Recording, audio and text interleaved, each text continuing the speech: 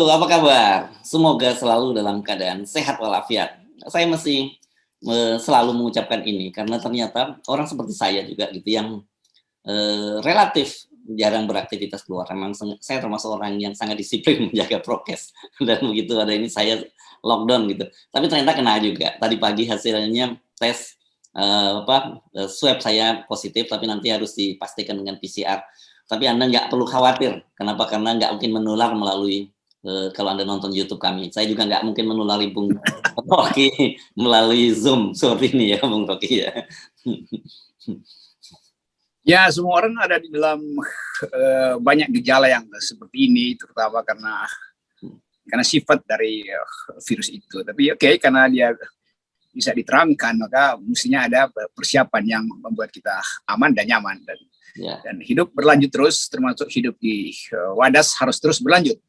Virus apapun yang ada di situ, mau virus yang bahaya itu virus buzzer. Ya. Itu saya kira itu penting untuk kita bahas ya, karena saya membaca menjadi aneh-aneh nih di Wadas ini, Bung Rocky. Kemarin LBH Jogja yang aktif membantu teman-teman di Wadas. Ini kan memang kalau secara wilayah itu Purworejo itu masuk Jawa Tengah, tapi kalau secara jarak lebih dekat ke Jogja. Jadi teman-teman LBH Jogja yang membantu itu dihack ya, WhatsApp-nya dihack. Terus kemudian ada semacam diskusi yang digelar oleh LP3IS juga dihajar oleh hacker ya saya kira. Dan kemudian buzzer. Wah, buzzer ini kelihatannya coba membelokkan fakta dengan menyasar Bupati Purworejo. Karena bagaimanapun agak logis sih sebenarnya. Kenapa Bupati Purworejo tidak dipersoalkan? Nah, ternyata Bupati Purworejo ini orang Demokrat gitu. Jadi beginilah keadaan intrik-mengintrik. Fakta yang paling jelas adalah pertama ada ketegangan di Wadas yang berakibat masuknya aparat di situ lalu menimbulkan kecemasan dari penduduk. Itu fakta pertamanya. Itu nggak ada hubungannya dengan siapa, mau Demokrat, mau PDIP segala macam. Itu fakta dulu tuh. Baru fakta kedua orang cari penyebabnya apa. Lalu ditemukanlah bahwa penyebabnya adalah diizinkannya desa itu mau ditambang, kan itu intinya kan. Lalu orang cari lagi, yang izinin siapa? Yang izinin adalah Menteri Pariwisata, ya bukan. Yang izinin adalah Wali Kota Surabaya, bukan. Yang izinin adalah Gubernur Jawa Tengah sebagai pemegang kuasa perizinan itu. Jadi kita harus sebalikin lagi bahwa ini gara-gara izin yang dikeluarkan oleh Ganjar, nggak ada orang lain yang bertanggung jawab di situ. Dan itu kemudian yang diperintahkan oleh separuh diperintahkan oleh DPR Komisi 2 supaya ini dihentikan karena izinnya ngaco itu. Jadi izin yang ngaco itu intinya. Nah, Buzzer seperti biasa menganggap bahwa junjungannya terdesak lalu ngamuk kemana-mana. Tapi itu nggak bisa lagi orang anggap bahwa bisa berhasil, enggak, karena seluruh aparat pembuat kebijakan menganggap bahwa ada masalah di situ. KSP aja bilang itu masalahnya di situ kok. Jadi sebetulnya kita masuk aja pada prinsip bahwa memang sumbernya adalah izin penambangan itu yang dikeluarkan oleh Ganjar. Jadi balik aja ke situ, nggak ada soal sebetulnya. Iya benar. Karena kalau nggak salah SK bupatinya itu tahun 2011 itu adalah daerah itu adalah perkebunan dan hutan ya. Perkebunan dan hutan gitu ya di Wadas. Tapi kemudian diubah oleh Ganjar pada tahun 2018 kalau tidak salah. Itu jadi tambang. Jadi ya agak susah saya kira fakta-fakta ini buzzer dia mau spin gitu ya, mau mengalihkan karena memang ini agak babak belur ya dalam kasus ini Ganjar ya. Kita tahu dia bagaimanapun dia sudah akan menyalon sebagai presiden dan kemudian PDIP juga dalam hal ini juga memanfaatkan situasi ini, terutama kubunya Bu Puan lah kalau kita lihat gitu ya. Ya, jadi variabel lain masuk di situ. Padahal sebetulnya ini upaya menegakkan benang basah saja. Ya Ganjar udah pasti bertanggung jawab lah dimanapun diputar-putar. Kita mau lihat sebetulnya kemasukakalan dari para buzzer ini. Buzzer itu sekedar didorong oleh semangat untuk merayakan seseorang yang sudah kasih mereka amplop itu kan, nggak begitu kan. Apalagi kalau nanti dibongkar lebih jauh lagi, loh siapa sebetulnya yang dapat izin nambang di situ tuh, siapa yang keluarin izin itu tuh, Apa hubungannya dengan Kendeng dulu tuh? Dari mana dana Ganjar jadi gubernur? Apakah sekarang juga persiapan jadi presiden? Jadi kalau dipancing oleh Buzzer, Buzzer lawannya juga akan lakukan hal yang sama. Nanti lagi ada isu bahwa Ganjar sebetulnya ini adalah ijon buat 2024 karena itu di Desa Wadas tuh dijadikan agunan itu pada oligarki yang sama yang nuntun dia jadi gubernur Jawa Tengah tuh. Jadi semua isu nanti akan beredar, lalu akan dibuka lagi itu apa hubungannya dengan IKTP segala macam. Jadi janganlah, nanti kasihan si Ganjar ini, nanti semuanya dibongkar, terus belepotan nanti buzzer pendukung Ganjar ini. Jadi saya usulkan supaya fokus pada penelitian yang sedang dilakukan oleh DPR Komisi 2 yang menunjukkan bahwa itu berhak untuk balelo gampangnya karena itu bukan daerah tambang. Lalu keputusan Bupati Purworejo yang mengatakan bahwa di situ bukan diperuntukkan untuk hal lain selain sebagai desa. Kira-kira begitu kan. Tapi udah nanti di atas kita bisa lihat pertempuran opini publik yang istana, ada KSP, ada partai-partai macam-macam. Tapi enak juga nonton hal yang udah jelas tapi mau dikabur-kaburkan lagi tuh. Nah itu saya kira salah satu nasihat yang penting udah dengar oleh para buzzer, nasihat dari Bung Rocky. Karena semakin Anda belokkan, kan orang sekarang gampang banget bacanya gitu. Fakta-fakta nggak bisa Anda menegakkan benang basah, itu membelokkan fakta-fakta yang jelas terang benderang di depan mata kan. Ya nanti juga Pak, kita lihat contohnya Pak Mahfud akhirnya diem kan. Karena kalau dia ngomong sekali lagi itu nanti dia disebut juga sebagai orang yang jadi buzzernya Ganjar juga kan.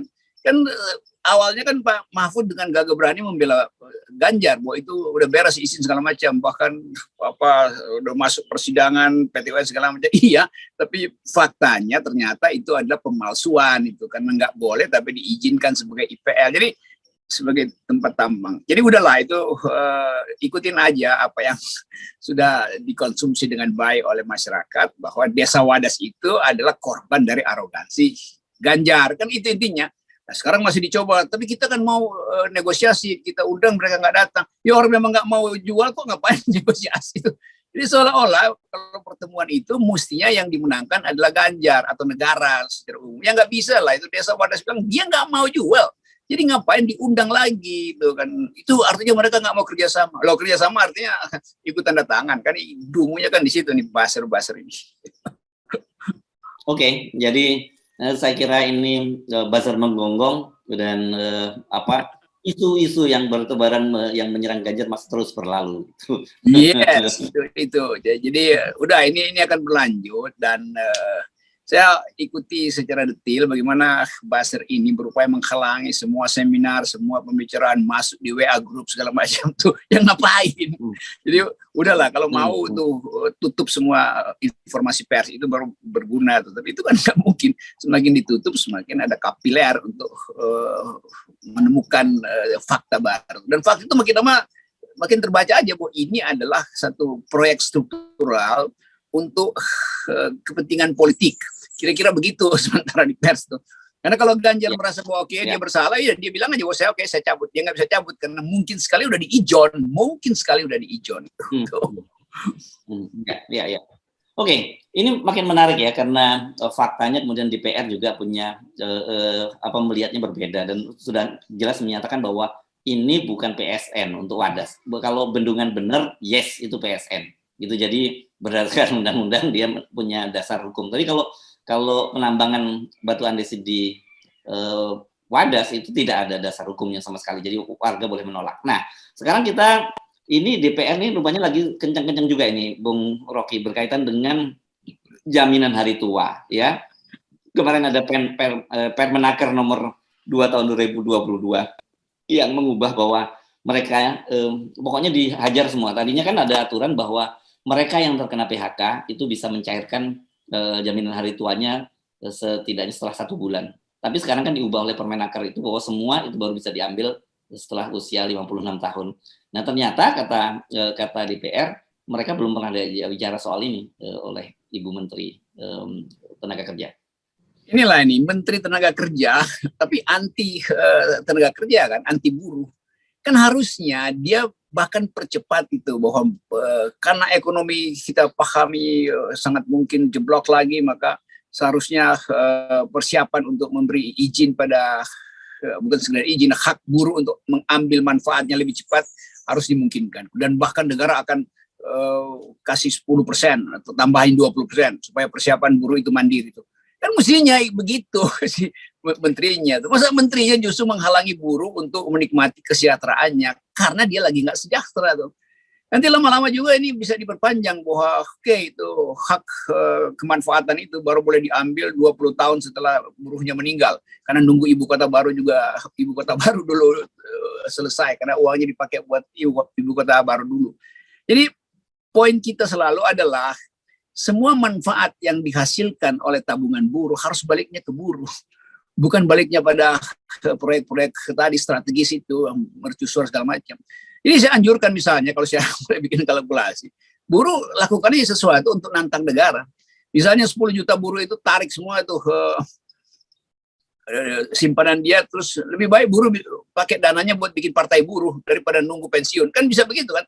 Bagaimana kalau buruh misalnya hari ini bersepakat untuk kita mau bikin partai buruh dan mendorong partai-partai lain agar supaya terjadi perimbangan politik nanti di 2024. Nah kami mau pakai dana kami itu, emang kenapa emang nggak boleh? Kan sama aja kan, kesejahteraan buruh ditentukan oleh politik buruh. Sekarang buruh mau berpolitik dengan bikin partai buruh, dia mau ambil semua dana yang dia pernah titipkan ke BPJS Ketenagakerjaan.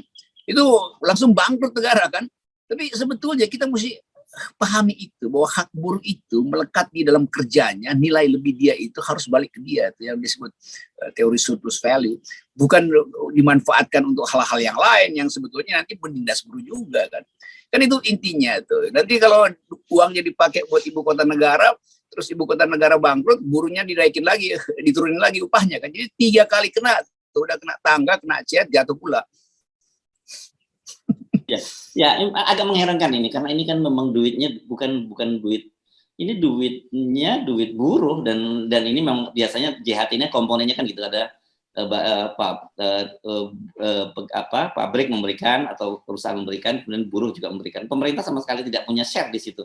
Jadi agak aneh ketika pemerintah menghalangi buruh ketika dia sedang membutuhkan untuk memanfaatkan dananya. Ya ini pemerintah ajaib gitu kan. Gue titipin barang gue di situ, terus dia bilang lu nggak boleh ambil ya. Padahal gue dibilang lu pakai sebentar, itu diputar-putar juga. Tapi nanti dia bilang itu punya saya, karena itu saya tentukan. Anda boleh ambil nanti kalau Anda udah pensiun atau bahkan udah 20 tahun meninggal, dikasih ke anak cucu.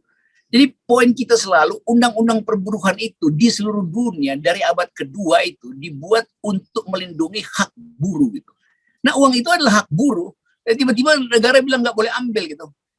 Ya buruh bikin aja koperasi sendiri buat puter itu, nggak usah pakai lewat negara tuh. Kan gampang juga pikirannya kan. Jadi sekali lagi ini menghina buruh sebetulnya, dan menghina konstitusi, menghina peradaban bahkan. Ini menteri yang disuruh-suruh aja oleh oligarki, bukan menteri yang pro pada nasib buruh. Itu intinya. Dan bagus juga DPR aja ingetin bahwa itu ya DPR aja nggak kasih izin kok, atau belum ada pertemuan. Jadi terlihat bahwa bolongnya APBN ini mau dibebankan lagi pada buruh. Padahal bolongnya APBN disebabkan oleh proyek-proyek strategis yang out-outan itu.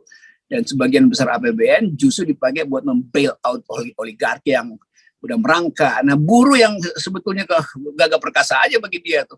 Karena dia tahu dia ada tabungan itu. Jadi sekali lagi ini kekonyolan. Dan kekonyolan ini disebabkan oleh kedunguan. Karena nggak ngerti sejarah perburuhan.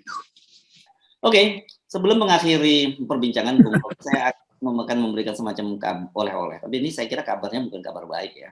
Karena Pertamina itu mulai tanggal berapanya, terhitung mulai Sabtu 12, dia menyebutnya menyesuaikan. Ini sebenarnya bukan menyesuaikan, menaikkan harga BBM non subsidi. Dan gilanya itu angka kenaikannya itu relatif tinggi, antara 1.500 sampai 2.650 per liter, Rp50. Ini untuk Pertamax Turbo, untuk Pertamina Dex, dan untuk Dexlite. Itu hal yang udah bisa kita tahu nanti keterangan pemerintah kan mengikuti harga internasional. Ya oke, semua itu. Tapi harus konsisten. Kalau harganya turun, yang mesti diturunin juga. Kan itu yang nggak pernah terjadi sebetulnya. Dan kita tahu bahwa kendati itu yang non subsidi, tapi multiple multiplier effect pada distribusi, pada harga segala macam juga terjadi. Akibatnya bebannya nyampe juga ke mereka yang ada di bawah itu. Kan itu jalan pikiran yang politik energi begitu. Seolah-olah karena dia non subsidi maka ya oke aja tuh. Iya, tapi daya beli rakyat yang akan dikena impact dari kenaikan BBM itu pasti akan mempersulit ekonominya. Tapi udah, kita mau terima itu sebagai kekonyolan baru. Tapi ya nanti orang akan anggap ya Presiden Jokowi memang sedang memikirkan bangsa ini dengan menaikkan semua hal. Oke, Bung Rocky, saya kira Mas, kedudukan bangsa naik terus nih. ya, oke. Kedudukan negara bukan kedudukan bangsa. Oke. Ya, dan jawabannya sebenarnya semua itu adalah 0%. Yes, hanya dengan 0%. Oke, terima kasih Bung Rocky. Tetap jaga kesehatan. Ya. Mantap.